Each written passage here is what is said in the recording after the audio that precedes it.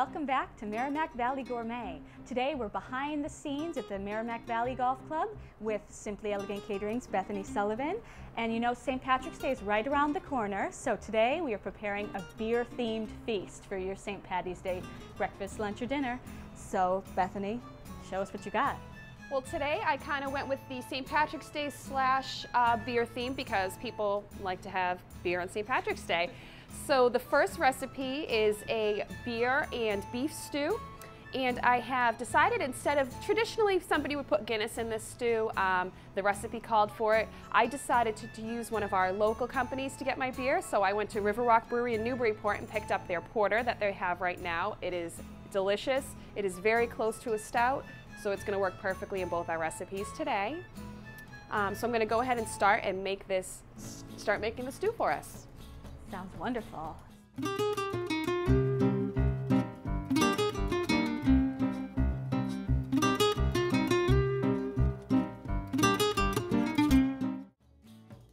So we are going to start with 2 pounds of stew meat. I'm going to toss that with a tablespoon of olive oil, a little bit of salt and pepper, and some flour. I'm going to season up the flour with the salt and pepper, and then just a pinch of cayenne. And we're going to take that and coat the meat. I got real trim meat at the store. I was able to get it today with not a lot of fat on it. But if it did come with some fat on it, you're going to want to trim most of that off. Okay. Is there a certain cut that is best for this? It's usually in the store, it's going to be just labeled as stew meat. It's like chuck roast meat, similar. They're about 2-inch size pieces here. So we've seasoned our beef with the flour, salt, pepper, and cayenne, and gotten that all tossed up and mixed. And this is now ready to go on over to the stove. Oh, it looks delicious. So in the pan, I'm going to put the rest of the 2 tablespoons of olive oil.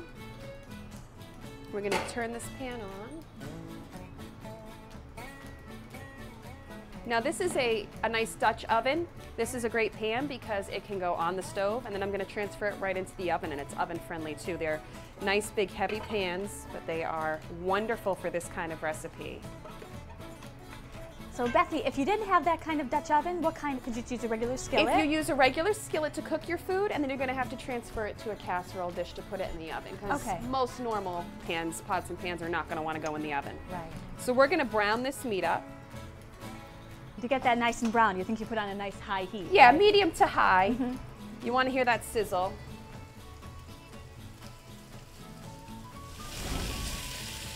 So how's that looking? This is starting to sizzle up. It sounds great. It looks great. So I've got almost all of the meat in here. Smells great too. Yeah.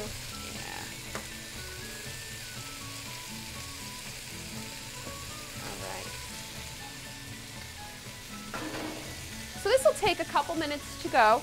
And also, when you're using one of these pans, you always want to use a wooden spoon or a plastic spoon. Try not to use metal because you're going to scrape the enamel right off the bottom of that pan and ruin it. I'm going to be very gentle with my metal tongs. It's a beautiful pan. Like when you've ever watched Julia Child, it was old shows, she always had one like that. That's classic. They're very cumbersome, but they're very useful. So I'm going to let this go for just a few minutes on one side, then we're going to flip it over and get them nice and brown on the other side as well. So this meat is browning up very nicely. You can hear that sound. That's exactly what it should be doing. I'm going to get the onions now. So this is going to be 2 large onions, roughly diced, 1 clove of garlic smashed, and then we have 2 tablespoons of tomato paste, and it's been dissolved in 4 tablespoons of water.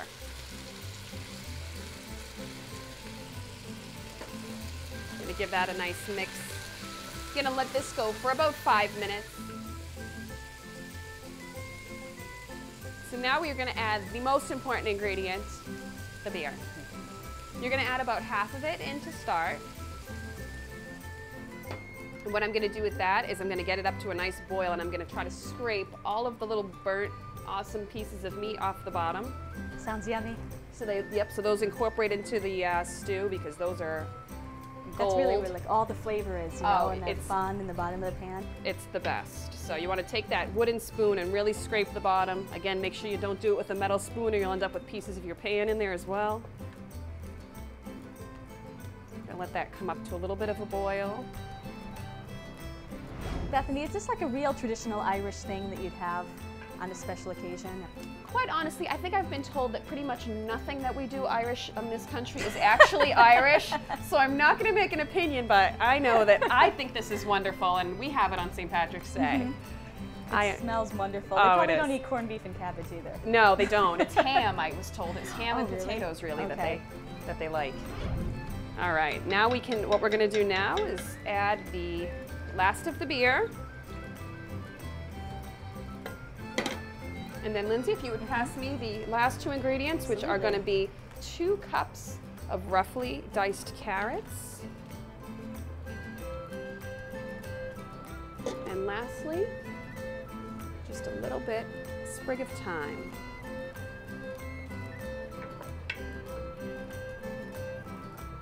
Right before we put this in the oven, I'm just going to give it a little more salt and pepper.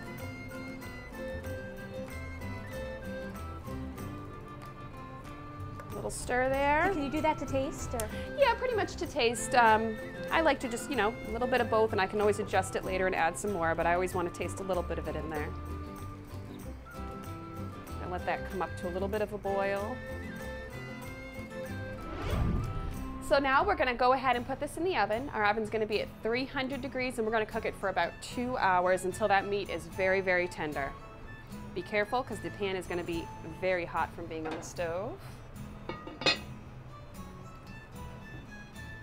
Lindsay's going to help me with the door. Thank you very much. And open the door and carry at the same time.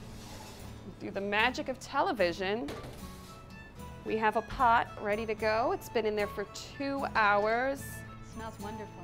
And it is steamy and delicious. Oh, can we try some? Absolutely. Let me get some ladled up for you in the bowl. Wow, look at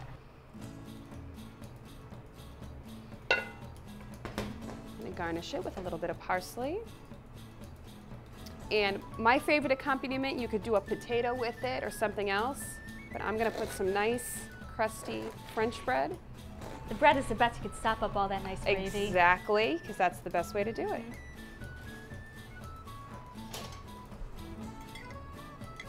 Here you go, Lindsay.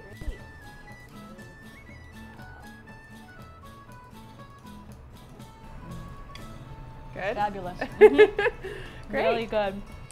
We're going to keep the theme going. I'm going to do some cupcakes next that also have the same beer in it, and we'll clean up and we'll be right back. Great.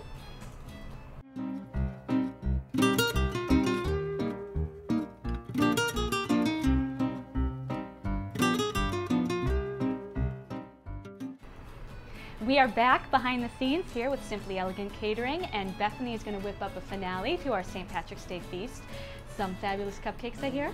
Yep, we are going to make some chocolate porter cupcakes. There's some beer in the batter. I'm going to put a little bit of beer in the frosting, and they are going to be perfect to go with our stew. Oh, nice. So we're going to start off with our dry ingredients. I've got 3/4 of a cup of cocoa powder, 2 cups of flour, 2 cups of sugar, a teaspoon of baking soda, and a pinch of salt. You're going to want to just mix that up a little bit with the whisk, get it all kind of together.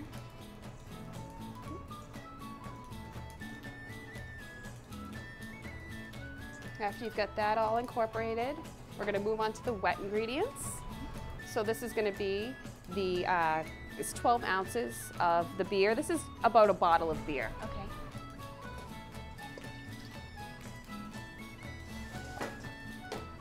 I'm going to add to that 1 stick of melted butter, which is 4 ounces. Mix that up. And then you can also add your tablespoon of vanilla. Next is going to be the eggs. We'll do those one at a time. And how many eggs is that? We have 3 eggs.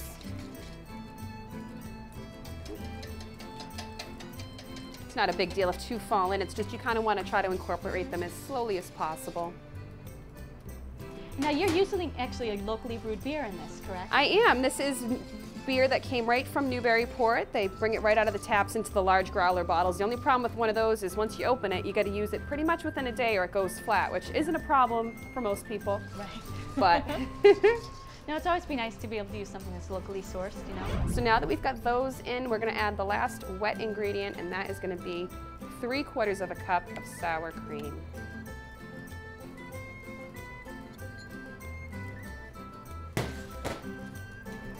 Sounds good. Yeah. Beer, sour cream, butter. Can't go wrong. No, not at all. Chocolate. This is a nice recipe because you're not using a mixer at all. Some people don't like to bring out their giant stand mixer every time they want to make something, so this one's a little simpler. Or if you're like me and you don't have a mixer, I do everything by hand, so. I think I tried to make cookies by hand once and I gave up very quickly. All right, so that's looking nice. And so now we're going to incorporate the dry ingredients into the wet ingredients. I'm going to do it about 1/3 at a time.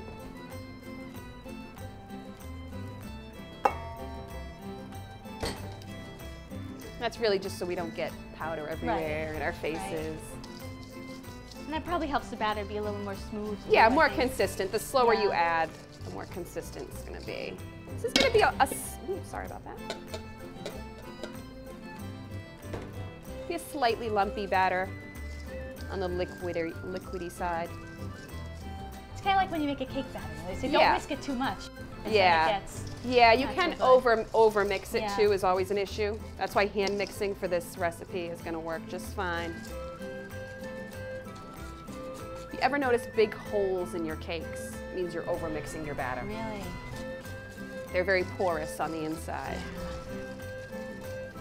All right, last third going in.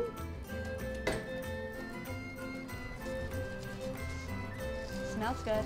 Smells like chocolate. Yeah, smells chocolatey.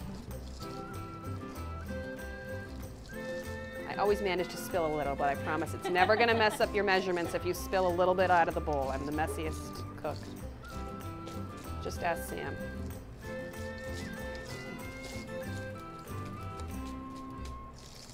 All right. And that is going to be our finished batter.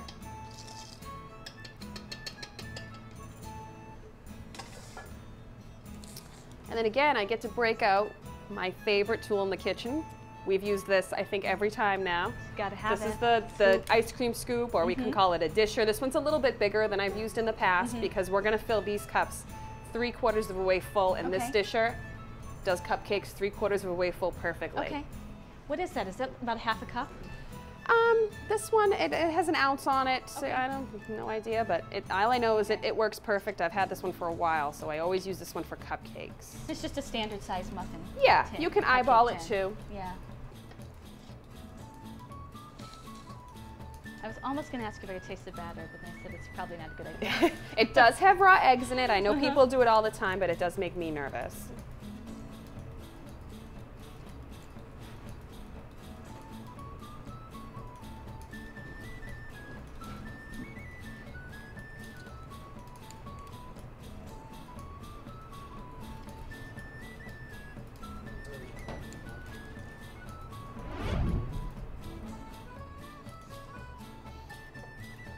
Last cup to fill. And then we are going to put these in the oven at 350.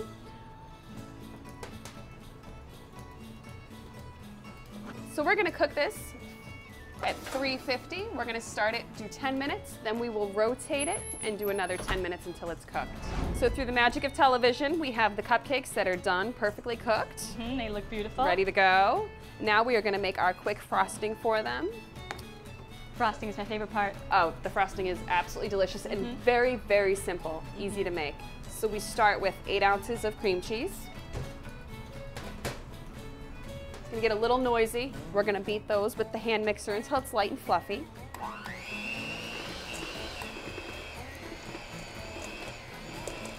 Somehow even low on these devices is out of control, I don't know.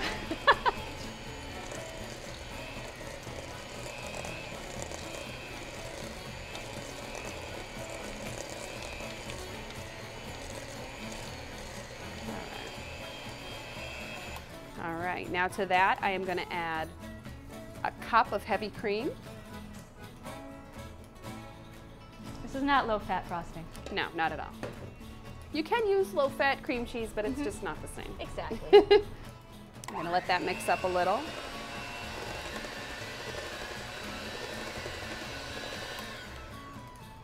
And now we have a pound of powdered sugar. Add this gradually as well.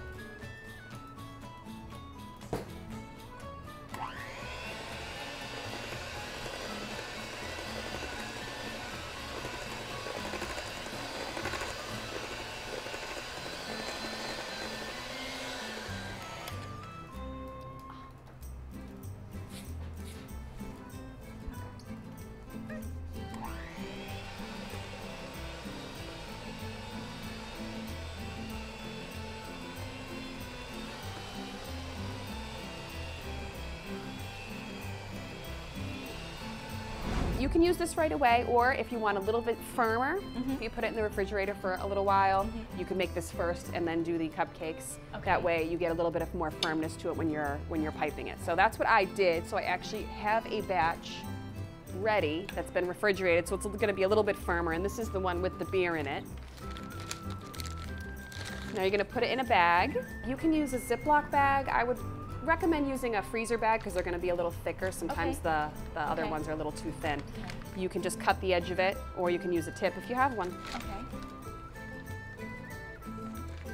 Well, these are going to look really nice too. Whenever we make cupcakes, we just slap the frosting on there with a knife, and that way works too. Good, that way works too. They don't look that great. Not like this.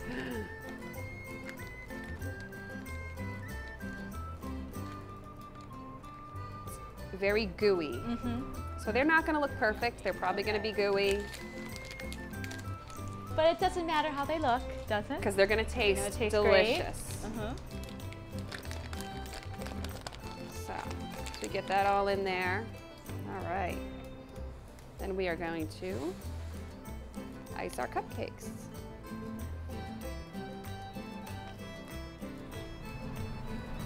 Oh, that looks nice.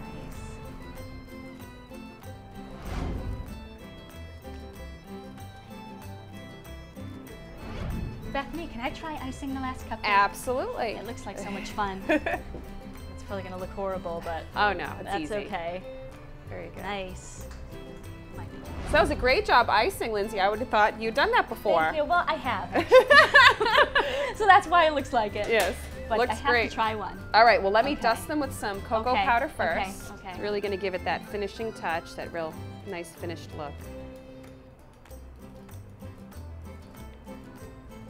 All right, Lindsay, so we're going to try it out?